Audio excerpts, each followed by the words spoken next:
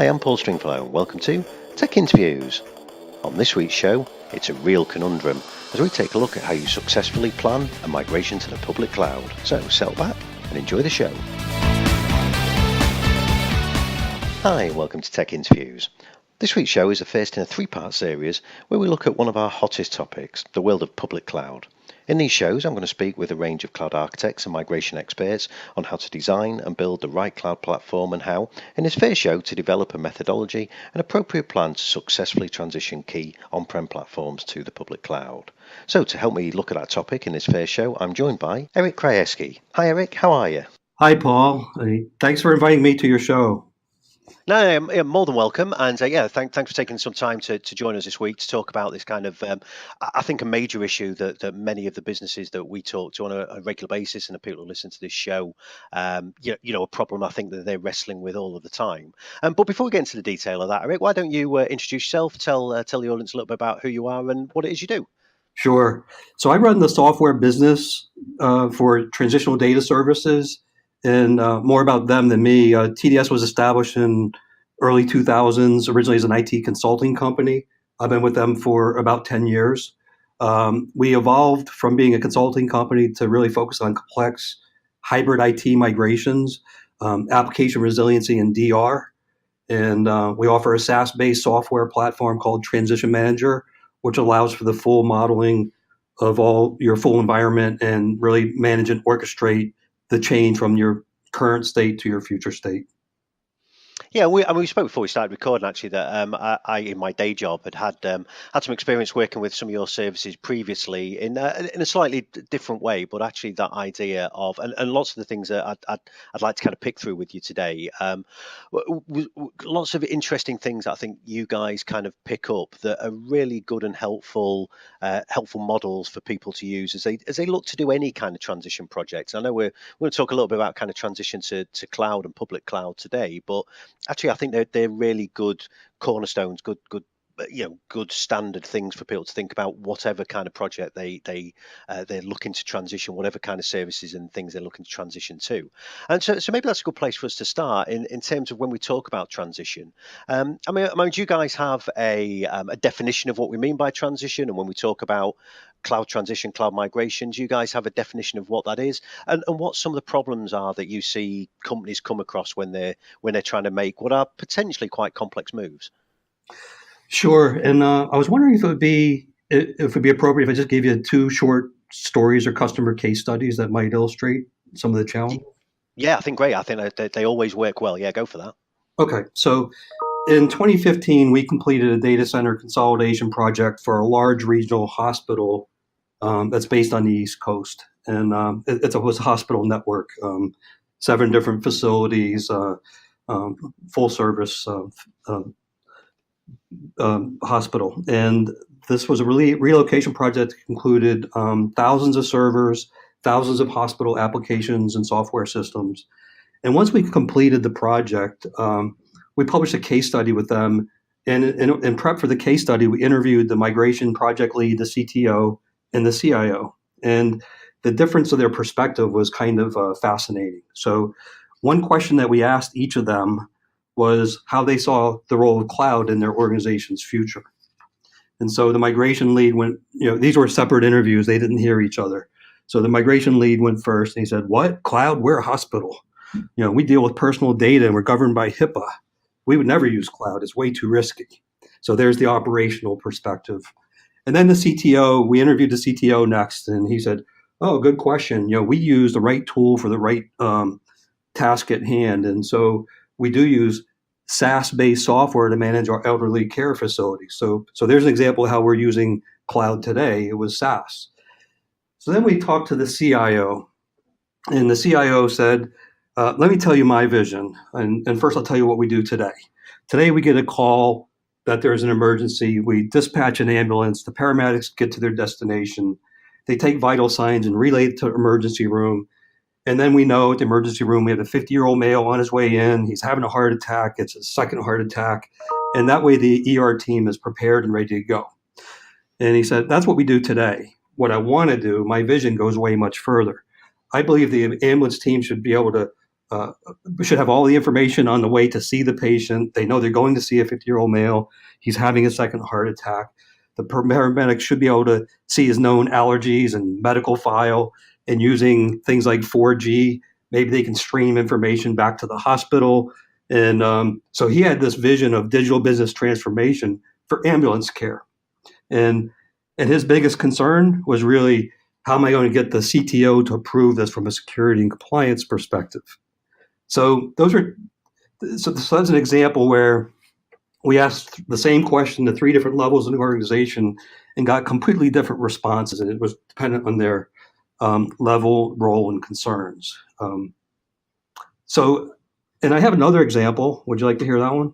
Yeah, because well, actually, just before you do, I think that raises some really interesting points, and it's a conversation that I'm seeing increasingly, and something that we've seen already throughout, kind of towards the end of 2018, but the certainly in some of the conversations we've had in 2019, and I did a show at the start of the year looking forward to 2019, and one of the things that came out of that was this real requirement for people within technology to focus on business outcomes, as opposed to focusing on technology in itself, and even as a technologist inside an organization, to become much more aware of business outcomes. And I think that highlights that story actually highlights that beautifully, in the different focus of the different people you were talking to, and actually the last conversation you was describing there about, actually it's a focus on an outcome, not a business outcome in this case, but certainly a focus on an outcome, and how technology can provide that. And I mean, is that something that you are seeing in general, that you're seeing this real shift in focus on business outcomes as opposed to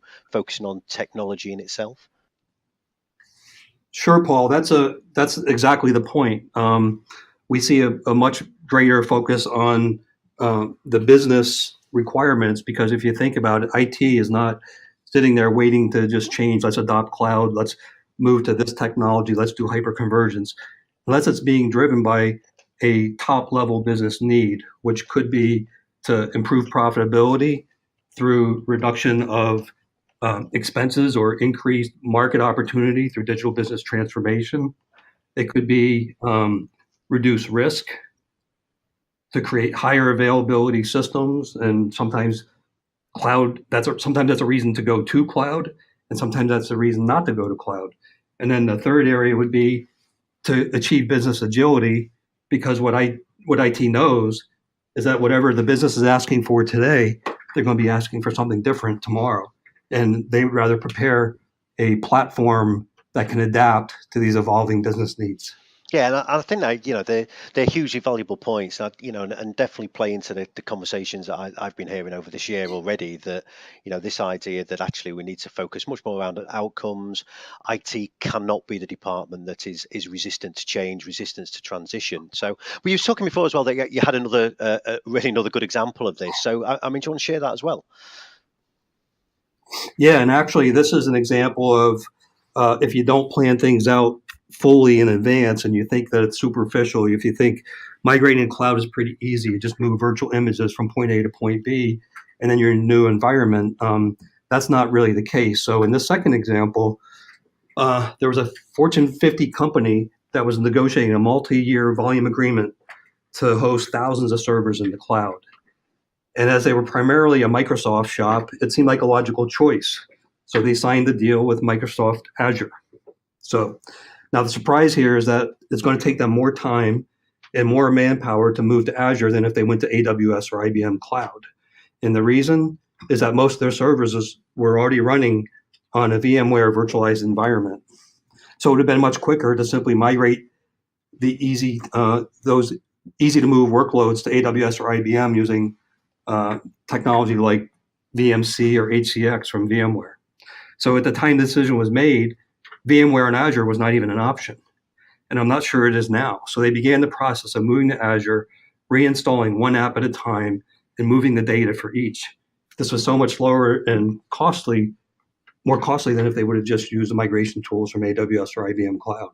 So that's another example. If you don't plan things out, you may make some catastrophic mistakes being in a 4-year agreement for something that is the harder path. which seemed like a good decision at the And time. what I really like about an example, and I think it's a fantastic highlight, and one of the questions I had in my head is that as we look at this kind of idea of cloud transition, to maybe for the listeners to try and put some perspective around it, the what are some of the problems that you see as organizations take on some of these kind of transition and migration projects? And I think actually that example is probably, certainly my experience, is a great example of the number one thing that I think people come across is that one, it's kind of almost falls into two parts. And one, that they think cloud migration is really straightforward because don't I just click a few buttons and it magically all appears?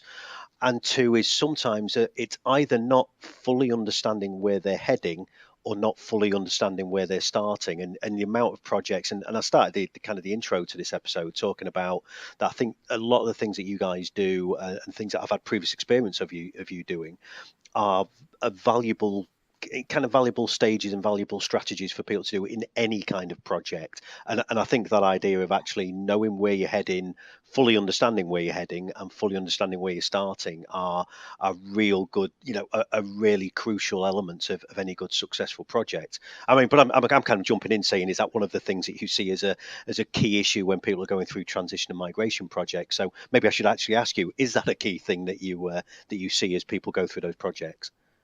They need to align around the business goals, that's for sure. And then they need to really take a step back and not rush.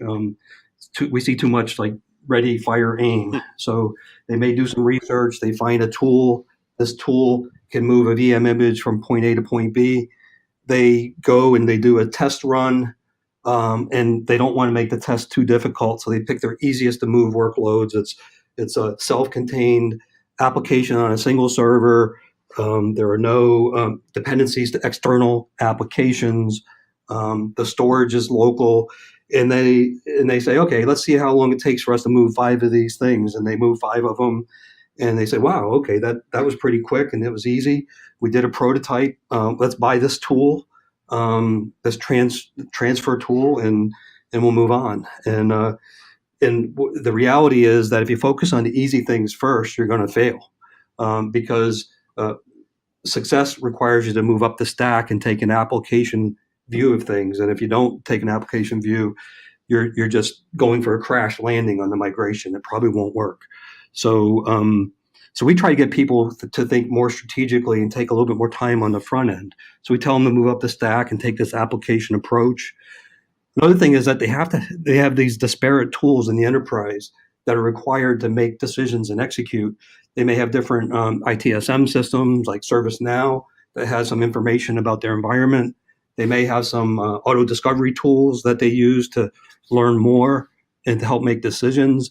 None of these systems, by the way, auto discover any kind of business requirements. So if you have uptime requirements or contractual issues or data security requirements, they don't even address that. And so you may get very far along a project and have to start over or cancel a lot of your migrations because of the risk and compliance and security issues.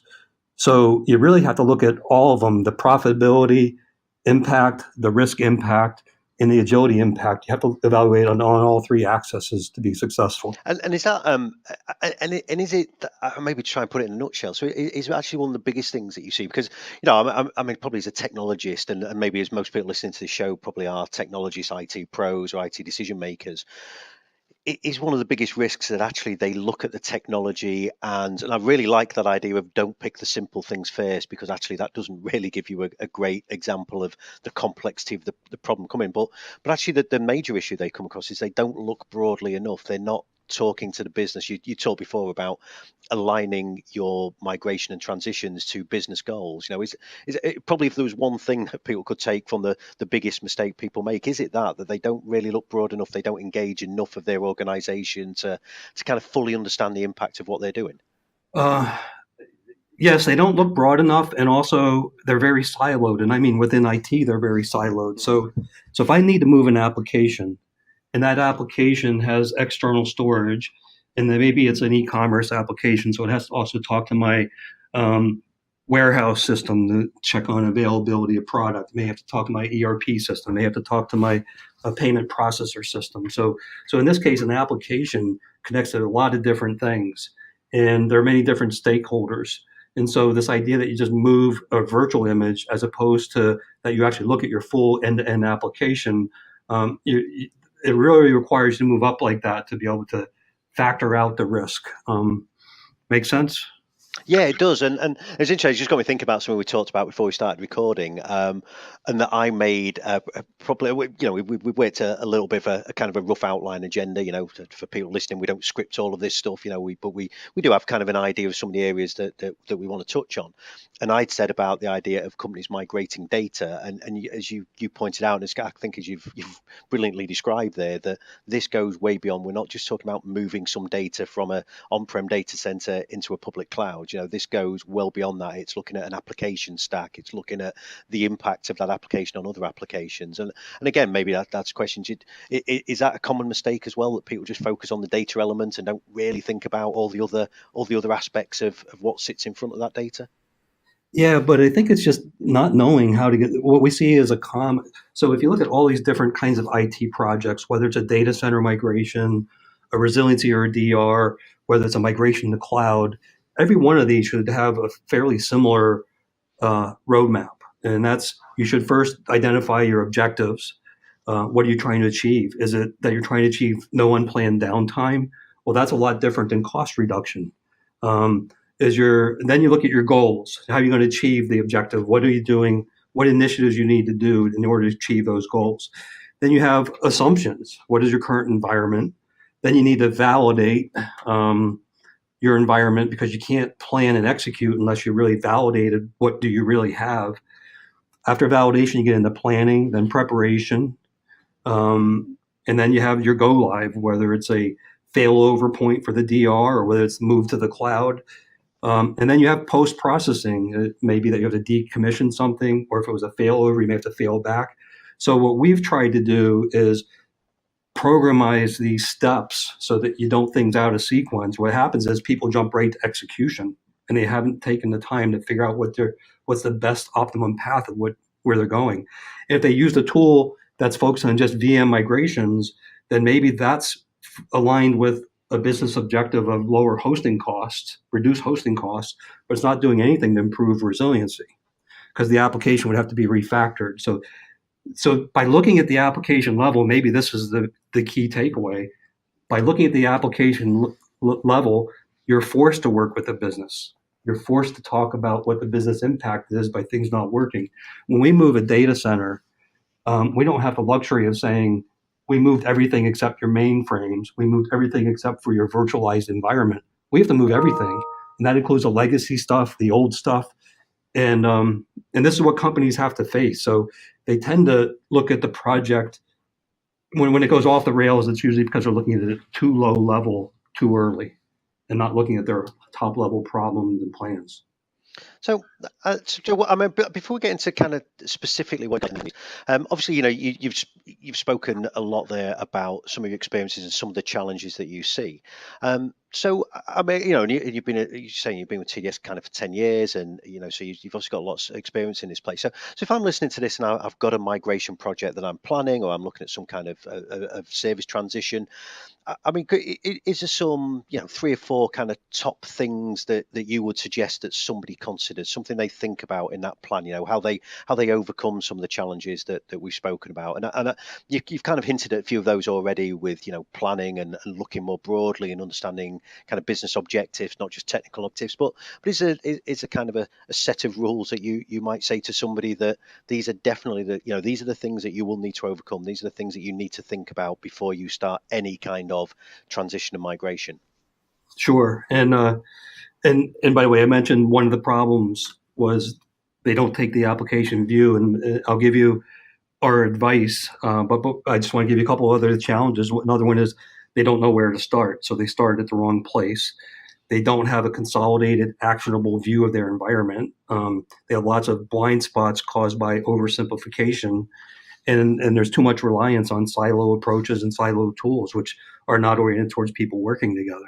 So what we recommend is that you have to move up the stack to the application layer, and you have to establish visibility across all silos and users and tools. You have to integrate your existing environment.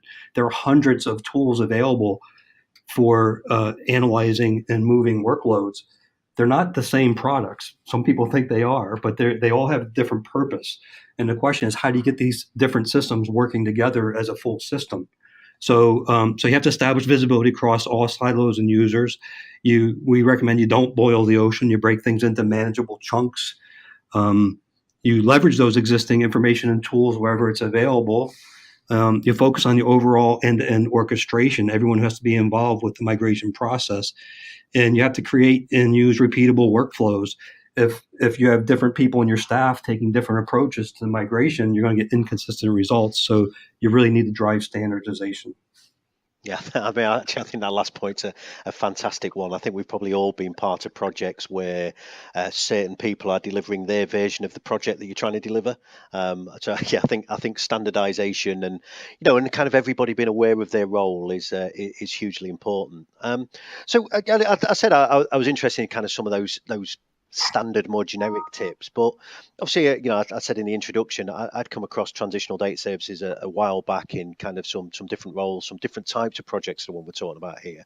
I was really impressed at the time with the kind of approach that you guys took. So, but I'm sure not everybody listening to the show is kind of familiar with you guys and what it is you do. So do you want to give us a little bit of an introduction to what TDS do and kind of how they help businesses to achieve some of the things that we've talked about so far and overcome some of the challenges we've discussed? Sure. So we're, as I mentioned, we started out as a consulting company for complex migrations. In order for us to be able to compete with the big guys, we had to take a different approach. And so we developed a software tool called Transition Manager that really allows us to do the things that I've been saying. It allows us to aggregate these various systems that have different ways of storing information. We have ways of importing, aggregating, and normalizing the data so that it's actionable in Transition Manager. So you're no longer working with the various source systems for information. Now you're working within a single environment in Transition Manager. And then we connect to the downstream tools like VMware and Zerto and others that are doing Veeam and others that are doing the actual transport layer. And we can actually use our Transition Manager system to really provide the guardrails for customers to drive them along this process along the lines that we were saying of moving up the stack and integrating the silos and taking a manageable chunk approach and et cetera. So we developed this tool so that we could compete against the big guys. We now offer that to customers that they can install our software or they can use it as SaaS and they can manage their own migrations, or they can use our team to help assist them with those migrations.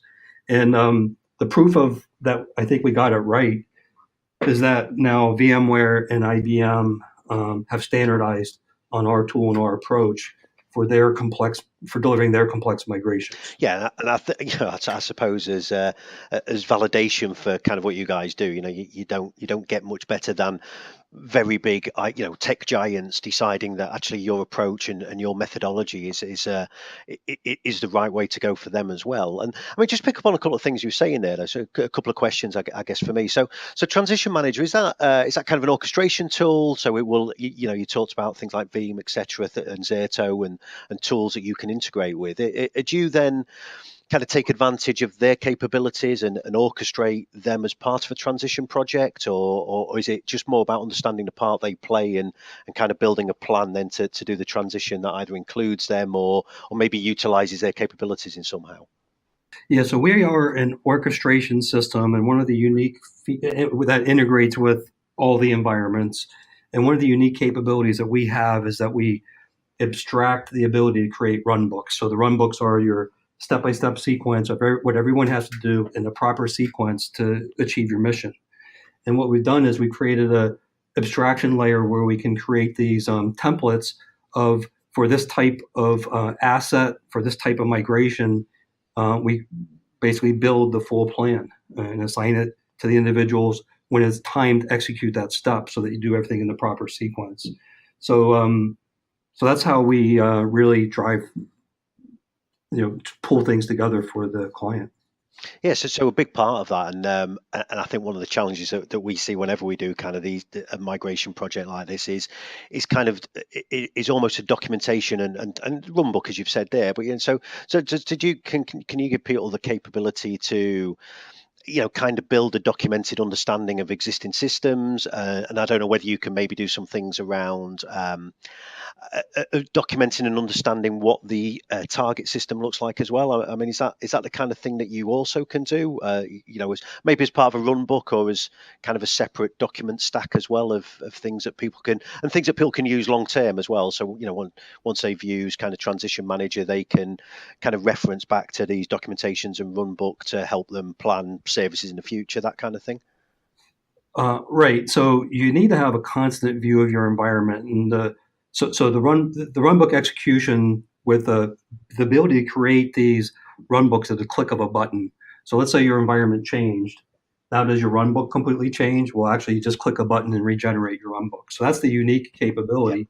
Yep. But what I said was if your environment changed. So really, the first step is to make sure you have this consolidated full view of your full environment.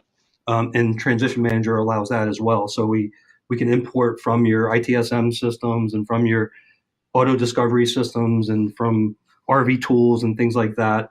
We have importers that can take the raw output from those systems. And after doing quick importing of those things, then you have a full view of your environment that shows what applications require what infrastructure, and the inverse, what infrastructure is supporting what applications. So this gives you this kind of 360 view of everything, which I know is kind of a common phrase that people use, the 360 view or single pane of glass. But the reality is the other people aren't really offering that because you have to normalize the data. And you may have a single pane of glass for everything storage. You may have a single pane of glass for everything VMware, but you don't have this aggregate view. So that's very important to what we do is we take these sources from these valuable but disparate systems and we aggregate into a common view. One may identify an asset by a name, another one may identify it by IP address, another one may identify it by MAC address, and it's all the same asset. So we have to combine that information so that the human beings involved aren't spending a lot of time sifting through data. Give you an example of that.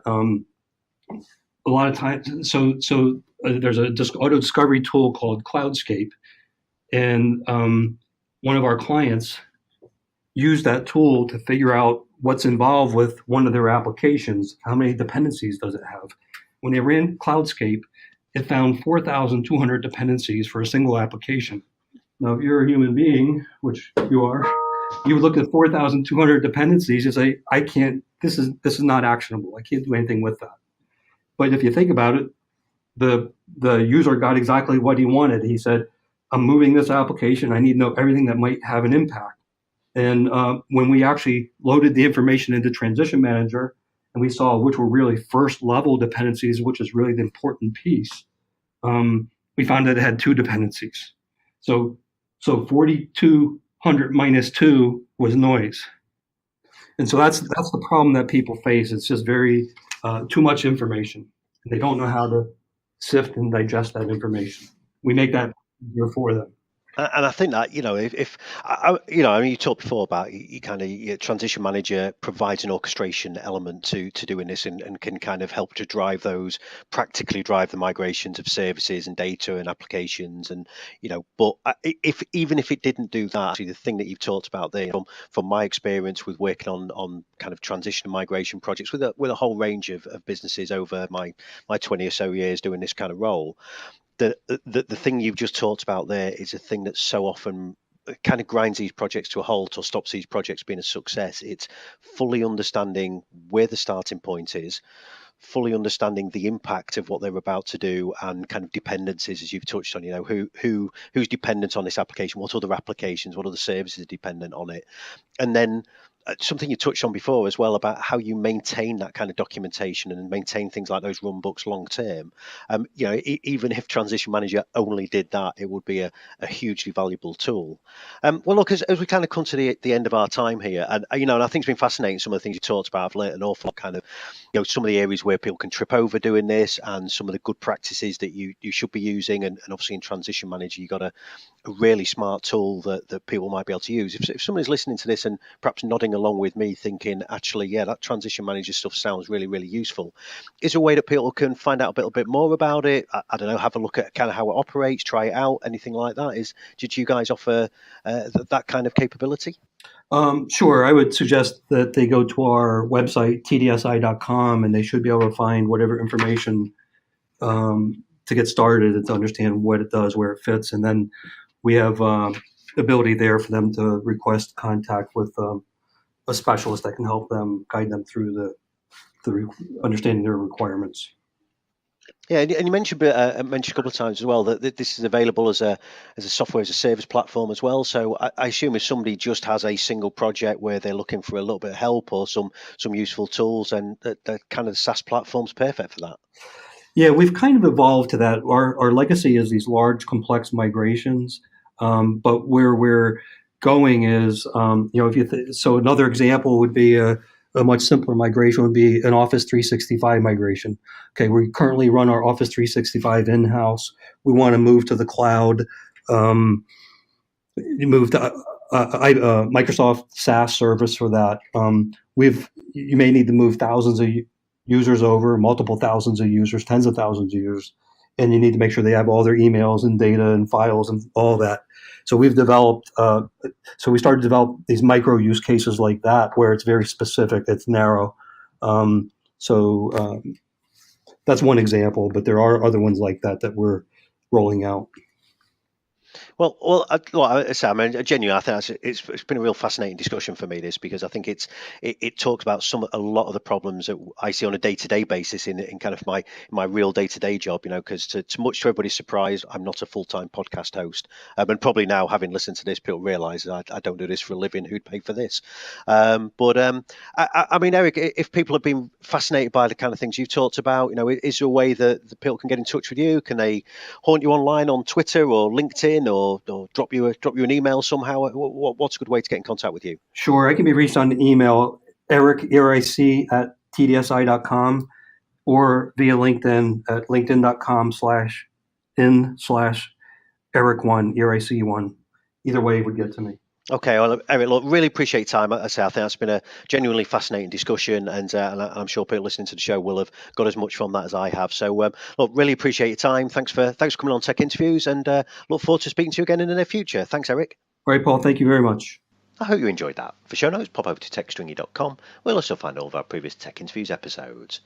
Next time, it's the second part of this series as we take a look at the world of Microsoft Azure. We look at how to design solutions and migrate your key business platforms into Microsoft's huge public cloud. So to make sure you catch that show, why not subscribe? You can find us on Apple Podcasts, on SoundCloud and Stitcher. And hey, if you enjoy the show, why not leave us a review? It'll help other people to find Tech Interviews.